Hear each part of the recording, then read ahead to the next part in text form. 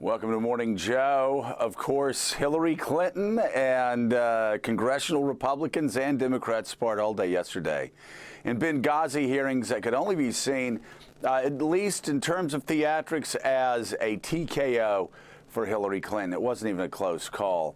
Also, a new Bloomberg poll out this morning that really solidifies what we learned yesterday. But I want to talk about the hearings first. Mike Barnicle, anytime you have a major national figure that goes before Congress, it seems whether through the years it's Republicans or Democrats, it's always the person behind the microphone that knows what they're doing that seems to make their questioners look like fools. And whether it was in the mid-'80s with Rehnquist and Scalia when they were trying to be nominated before the court, or even Oliver North, I guess I should say especially Oliver North, this isn't just a Republican phenomenon or a Democratic phenomenon. It's just a congressional phenomenon. These sort of panels always seem to fall flat on their face, and yesterday, no exception. A very bad day for Trey Gowdy and the Republicans, theatrically at least. Maybe some new evidence came out, but it sure didn't look like it yesterday. Joe, I happened to watch or listen to almost all of the hearings yesterday. Good Lord. Good God. I know. Don't ask me why. I realize I have no life. It's kind of pathetic, but 11... No, I think it's actually beyond that, Mike. But 11 hours. 11 hours, the former Secretary of State sat there. It was an amazing performance. The questioning was largely hostile, angry, disrespectful toward her office, toward the casualties of Benghazi that day. It was a total collapse of the committee system in the Congress of the United States.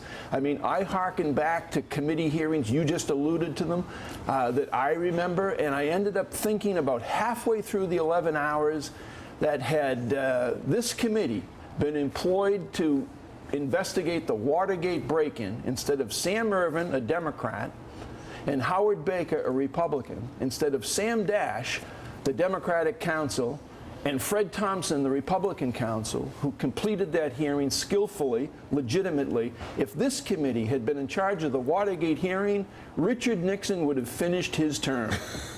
Boy, that would have been great, but we can only wish that would have happened. Just joking, my friends on the Upper West Side. Willie, guys, you know it's bad when people like John, but I actually wasn't joking, but I have to say that so they keep watching for the next 2.5 hours. But John Todoritz, this wasn't just liberals saying it was a bad day for Republicans. You had an awful lot of really respected conservatives saying, at one point, I think Todoritz said of one of the questioners, if he continues his questioning much longer, we might as well inaugurate Hillary right after the hearings. Yeah, and you heard that from a lot of conservatives. I could pick one in any paper this morning. Byron York said it was a very, very good day for Hillary Clinton. Listen, I think these hearings were legitimate. I think they had access to her email for the first time, which raised new questions. I'd still like to know why Ambassador Stevens' calls for help were not heeded. But if this was the display that the committee put together after these months and months and months of preparation, it wasn't very impressive. I mean, they got sidetracked on issues that even Hillary Clinton wasn't quite sure what they were talking about. They spent hours on Sidney Blumenthal's emails, and she often was just there watching back and forth like it was a tennis match as Republicans and Democrats within the committee fought with each other to no end of getting to the truth about what happened. And that's part of the theatrics, Willie, that the theatrics were great, and Caddy K, the Democrats set it up very well. They did it exactly like they should have done it politically. You have members of the committee badgering Republicans and Trey Gowdy. Hillary can sit there and, again, just set up as a big win for Hillary Clinton. And I agree with Willie. There are a lot of questions that still should be answered. Why did she ignore all the pleas for help? Why did Sidney Blumenthal have her personal email address, but a guy on the front lines in a war zone that was begging for additional security, why didn't he have that email address?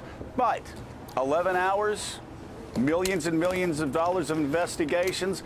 I think most Americans would say if that's all you've got, it's just not worth it. Yeah, I would say there are even two bigger questions. Why did U.S. intelligence officials miss the breakdown in security in Benghazi that was clearly happening in the run-up to the attack, and we didn't have very much on what's been done since that attack to ensure that diplomats are safer. We had a little bit on the situation with safe rooms and how those have been reinforced. So big questions that weren't answered.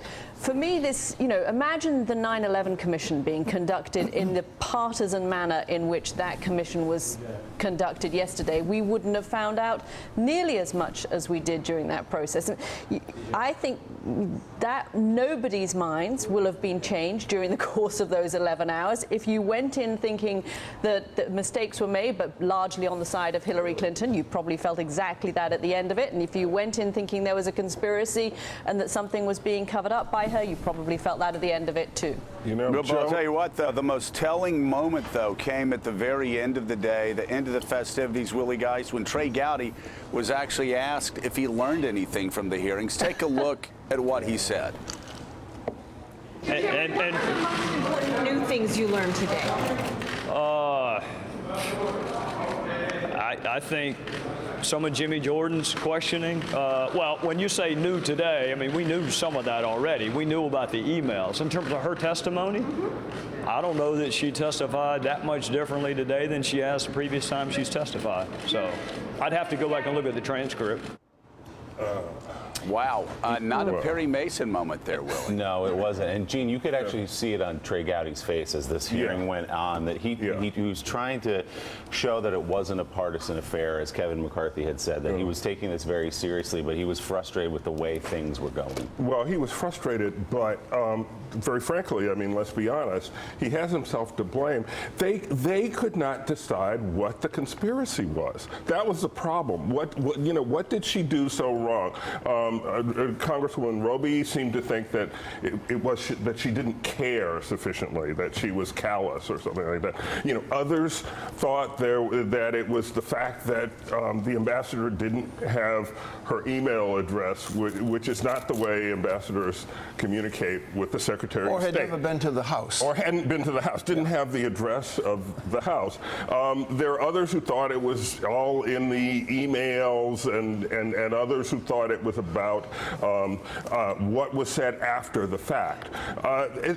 You had a different conspiracy sort of popping up with every different member. It's like they had their own private narratives of what went on. Gowdy should have brought order to that. He did not.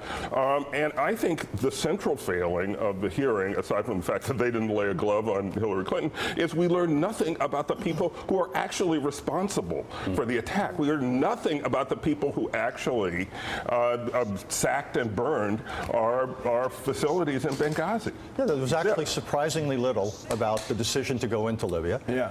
Surprisingly little about how that was then carried out and what was the net gains and in particular costs of the entire operation. Very little about the actual decision-making on the security side, not just the intel, but the bureaus involved, the State Department. What is normal operating procedure? Was there anything about this that was in any way outside what would normally happen if you had security concerns at a temporary outpost and so forth? So 11 hours and surprisingly little about what were ostensibly the core subjects that led to the entire Do you hearings. still have questions about what happened that night? Not that many, actually. I mean, if you want to talk about in detail about the security side, yes, the cables came in from the embassy and so forth, saying we want extra security. But these did not look to me like hair on fire, we really need extra help kind of cables. I've been in the department for years when ambassadors send in special requests. There was nothing about this that was personal. There was nothing about this that was out of the ordinary. It was dealt by people in two bureaus, the Bureau of Diplomatic Security and the Bureau of Near Eastern Affairs. It does not rise to the level of the Secretary of State. Is it unusual for an ambassador not to have the personal email address of the Secretary of State? No.